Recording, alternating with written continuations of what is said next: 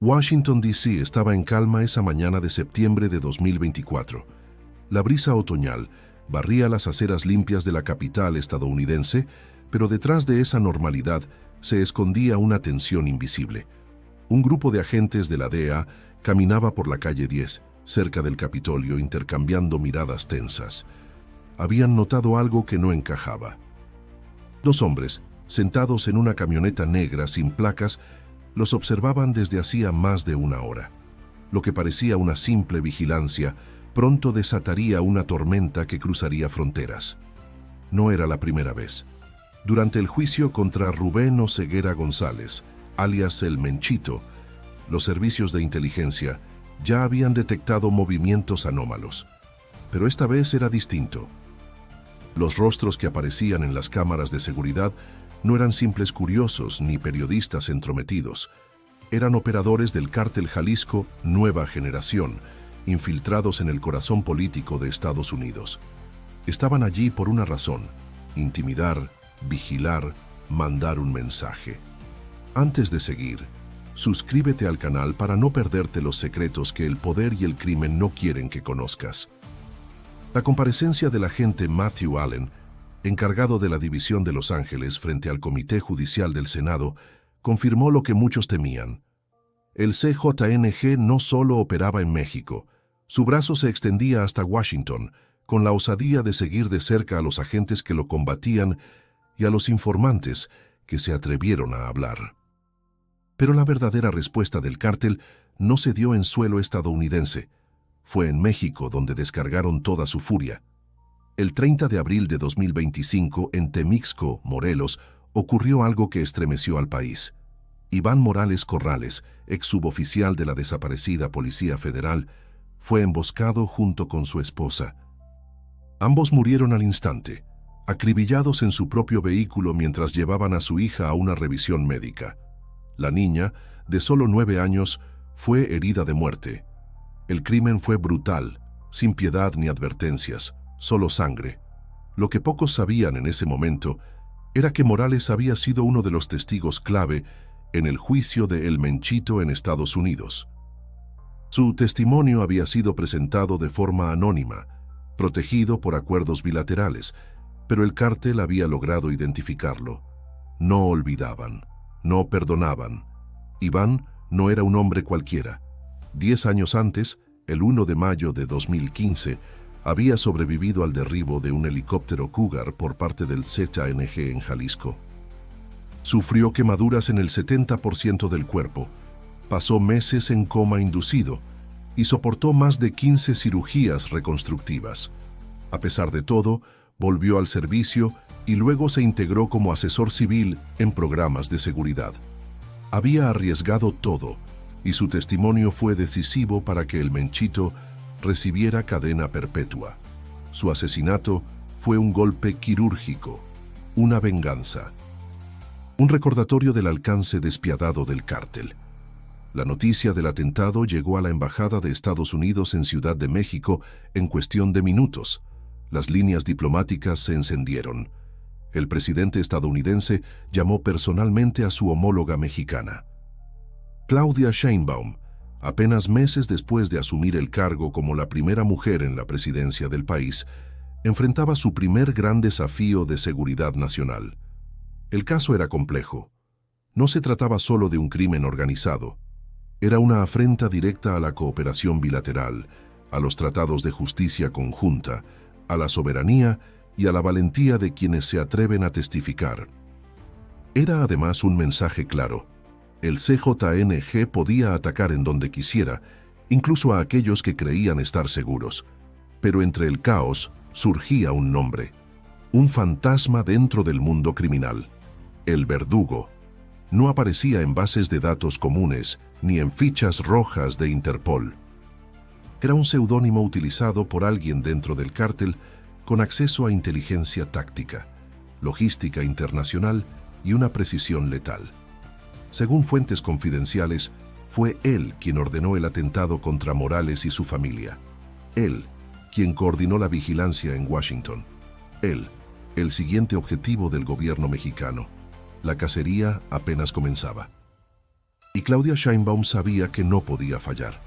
La llamada desde Washington fue directa, sin rodeos ni diplomacia decorativa.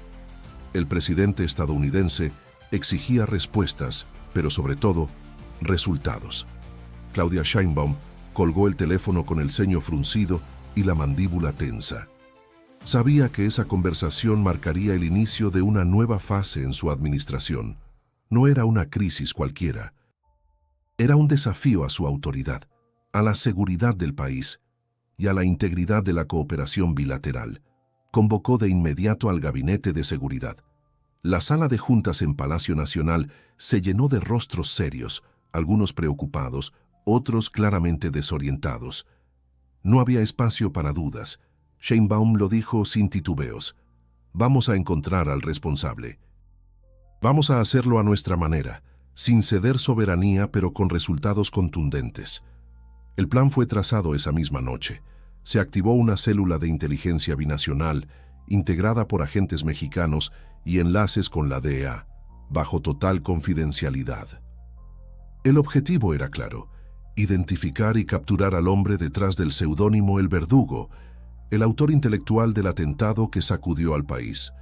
Para dirigir el componente nacional de la operación, Sheinbaum recurrió a alguien en quien confiaba plenamente: Omar García Harfuch, su secretario de Seguridad.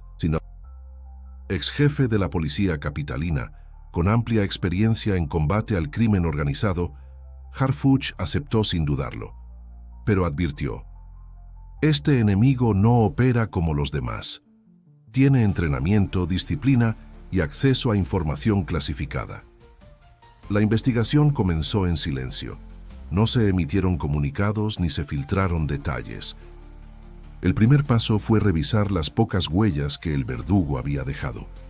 Se analizaron comunicaciones encriptadas entre células del CJNG en Jalisco y Morelos, movimientos financieros inusuales y registros de viajes privados a zonas calientes del país.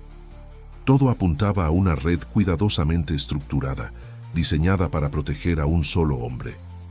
En medio de esa maraña surgió una pista inesperada. Un agente encubierto del ejército, infiltrado en el entorno logístico del cártel, reveló la existencia de una finca en las afueras de Cuernavaca. Según su testimonio, allí se reunían operadores de alto nivel del CJNG. La finca estaba fortificada, pero no blindada. Harfuch organizó un operativo relámpago. La madrugada del 12 de mayo, un grupo de élite se desplegó con sigilo. El objetivo no era capturar a El Verdugo, sino obtener información. El resultado fue mixto. La finca estaba vacía, pero se recuperaron computadoras, teléfonos y documentos cifrados. Entre ellos, una hoja con coordenadas y una sigla, RZ-12. Nadie sabía aún qué significaba. Mientras tanto, la presidenta enfrentaba otro dilema. La presión de Estados Unidos aumentaba. Algunos sectores del gobierno vecino sugerían una participación más activa, incluso el envío de asesores tácticos. Sheinbaum lo rechazó de inmediato. No permitiría presencia militar extranjera, ni siquiera simbólica, pero entendía que debía ofrecer algo a cambio: avances concretos, nombres, capturas. En privado, la mandataria reconocía el peligro. El Verdugo no era un sicario común. Era probablemente un militar o exmilitar con entrenamiento en inteligencia y manejo de operaciones encubiertas. Su anonimato era su mejor arma. Para atraparlo, haría falta más que fuerza bruta.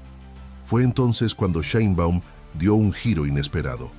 Aprobó la integración de un segundo agente encubierto, esta vez un civil con habilidades tecnológicas, conocido solo como Sombra. Este nuevo integrante, con historial en hackeo ético y rastreo digital, comenzó a cruzar patrones de llamadas y ubicaciones. Si el Verdugo había cometido un error, por mínimo que fuera, ellos lo encontrarían. Día tras día, el equipo se adentraba más en la red que protegía al objetivo. Cada pista revelaba otra capa de corrupción, conexiones con actores políticos menores, contratos públicos triangulados, pagos en criptomonedas. El enemigo no solo era letal, era inteligente. Sabía moverse sin dejar huellas. La presidenta lo sabía bien. Fallar no era una opción. No después del asesinato de Iván Morales. No después de la mirada de la viuda frente al féretro sellado. Cada paso que daban era una promesa de justicia. Cada noche sin dormir, una deuda con la memoria del informante caído. Y sin embargo, el rostro de El Verdugo seguía siendo una incógnita. La investigación avanzaba en silencio, pero cada paso revelaba una red más densa de lo que Sheinbaum y su equipo habían anticipado. El Cártel Jalisco. Nueva Generación no era solo un grupo de narcotraficantes armados, era una estructura con tentáculos dentro del propio Estado.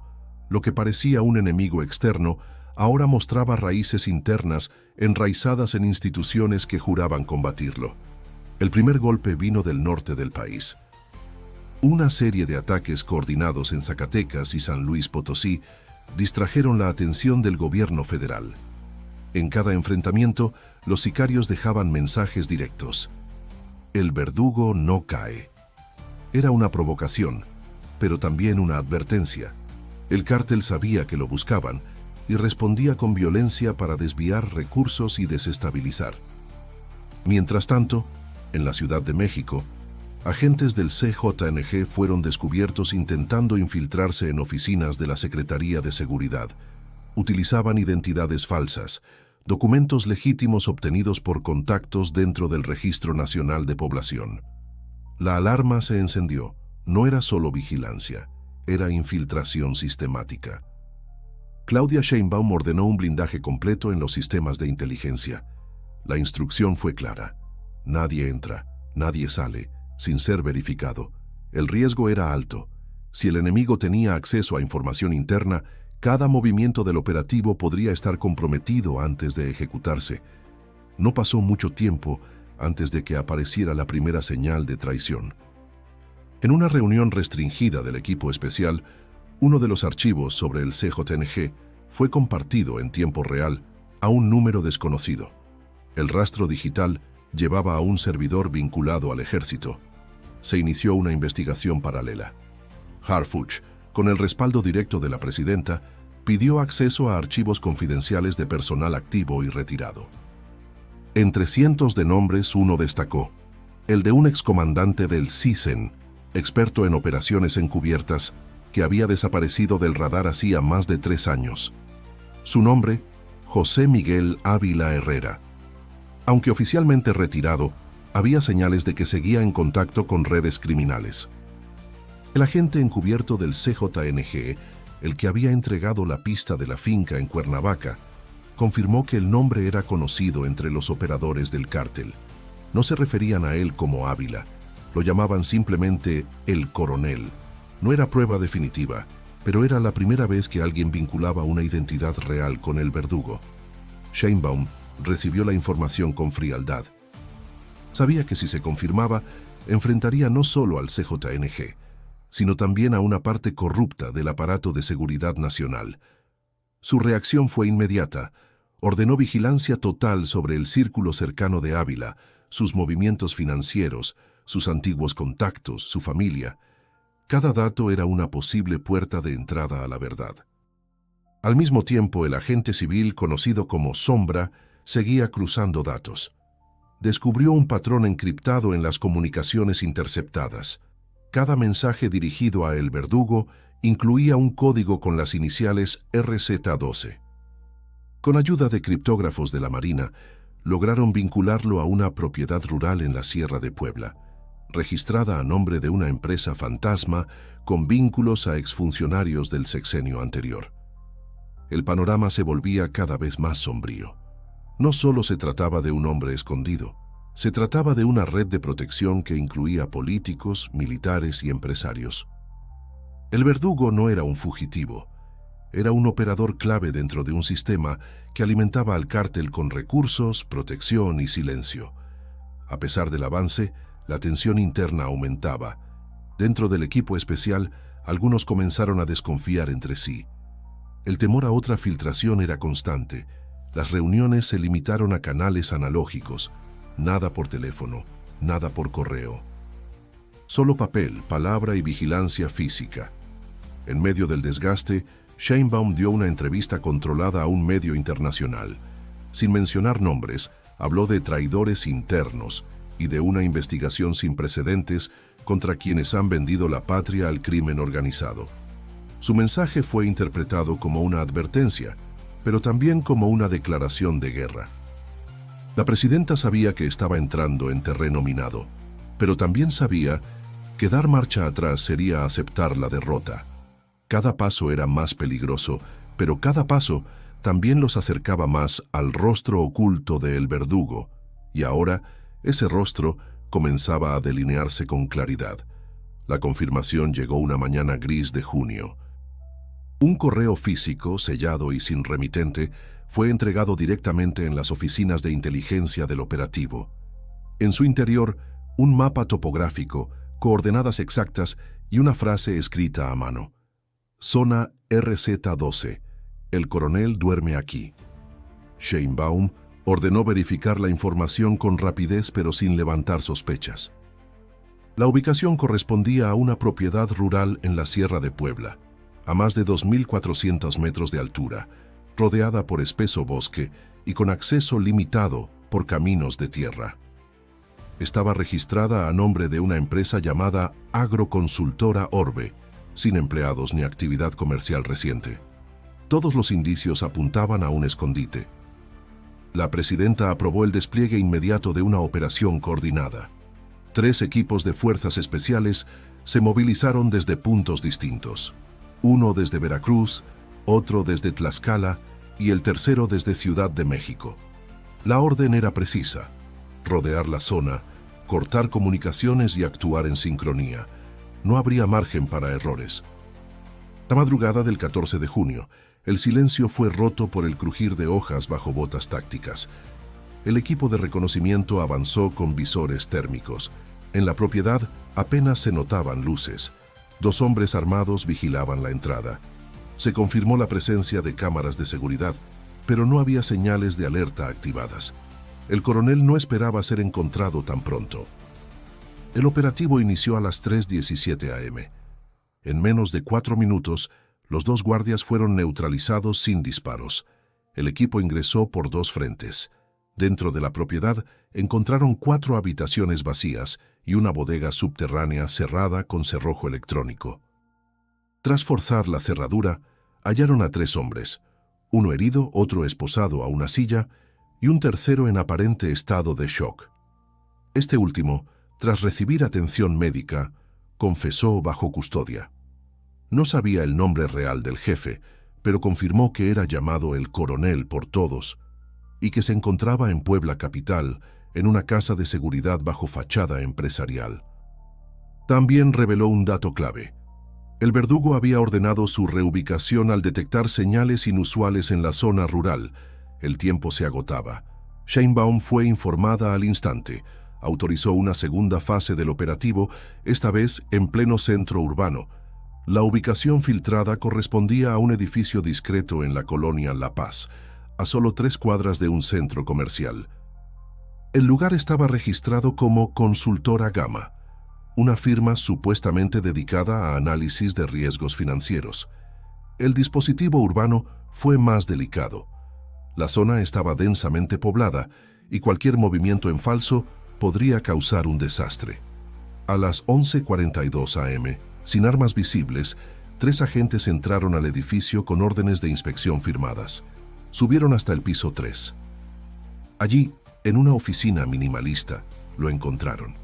Estaba sentado frente a una laptop, vestido con ropa de calle, sin guardaespaldas. Era José Miguel Ávila Herrera, el rostro que por años había operado en las sombras. No opuso resistencia, solo preguntó, en voz baja, ¿cuánto tardaron en encontrarme? Lo que siguió fue una serie de movimientos orquestados con precisión quirúrgica. Fue trasladado en un convoy discreto a una base militar en Atlixco. Desde allí trasladado vía aérea a una instalación federal bajo resguardo de la Guardia Nacional. La captura fue mantenida en secreto durante las primeras 48 horas para evitar represalias inmediatas del CJNG. Cuando finalmente se hizo pública, el país reaccionó con incredulidad.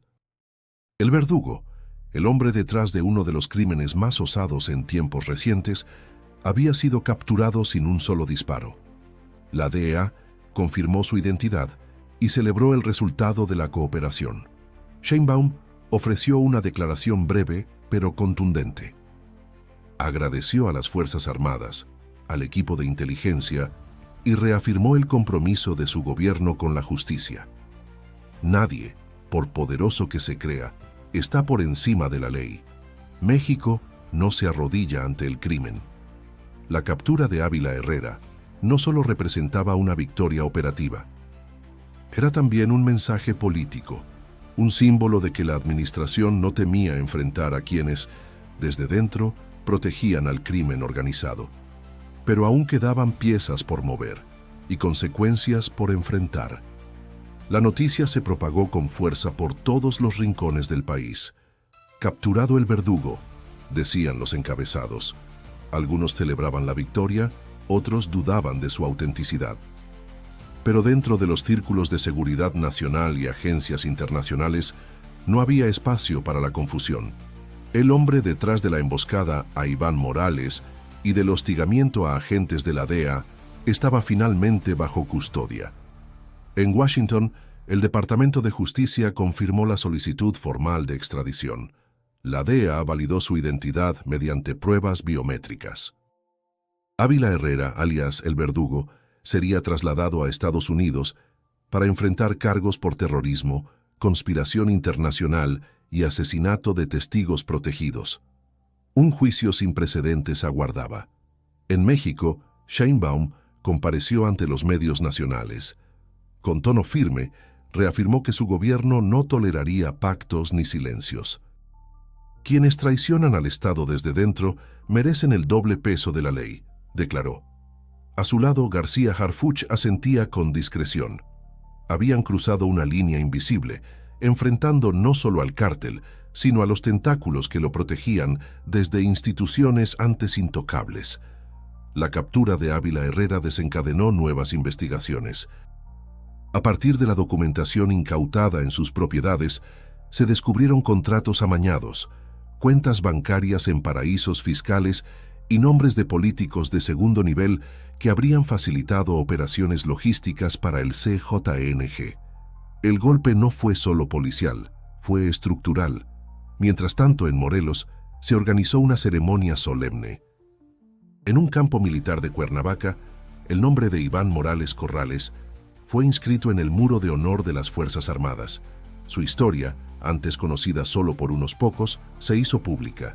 Sobreviviente del ataque al helicóptero en 2015, testigo clave en un juicio histórico y víctima de una venganza despiadada. Su hija, aún convaleciente, recibió una bandera nacional de manos de la presidenta. En ese momento, la nación entera recordó que la guerra contra el crimen organizado no se libra en números ni estadísticas, se libra en vidas, en nombres, en familias que lo pierden todo por hacer lo correcto. Y por cada rostro como el de Morales, hay cientos de historias ocultas, silenciadas por miedo o por olvido. Los días siguientes fueron de tensión, pero también de esperanza. La DEA elogió públicamente la cooperación de México.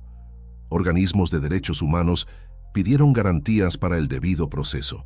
Y desde algunos sectores políticos surgieron voces que pedían una reforma profunda de los cuerpos de inteligencia para evitar que otro verdugo volviera a crecer desde las sombras. Sheinbaum, por su parte, inició una ronda de diálogo con organizaciones civiles, académicos y víctimas de violencia. Quería convertir esta victoria puntual en un punto de inflexión. El crimen organizado no será erradicado con discursos ni operativos aislados, dijo en una reunión privada. Se necesita justicia, ¿verdad? Y sobre todo, voluntad para cortar las redes de complicidad que los sostienen. Las redes sociales estallaron. Algunos la llamaban valiente. Otros escépticos la acusaban de usar el caso con fines políticos. Pero incluso entre los críticos más duros, había una verdad ineludible. Ningún otro presidente había logrado capturar a una figura tan oculta y peligrosa sin disparar una sola bala. El juicio en Estados Unidos comenzó 3 semanas después. Ávila Herrera se declaró no culpable, pero las pruebas eran aplastantes. Videos, testimonios, transferencias, órdenes codificadas. Cada palabra que salía a la luz en la corte revelaba cuán profundamente había operado bajo el disfraz de exmilitar respetado. Su rostro ya no era un misterio, su historia tampoco, y sin embargo el país sabía que esta no era la última batalla. El CJNG seguía activo. Otros nombres emergían, pero el mensaje estaba claro. Ya no había refugio garantizado ni inmunidad eterna. La justicia no siempre llega rápido. A veces tarda años, a veces exige dolor. Pero cuando llega, deja una marca imborrable.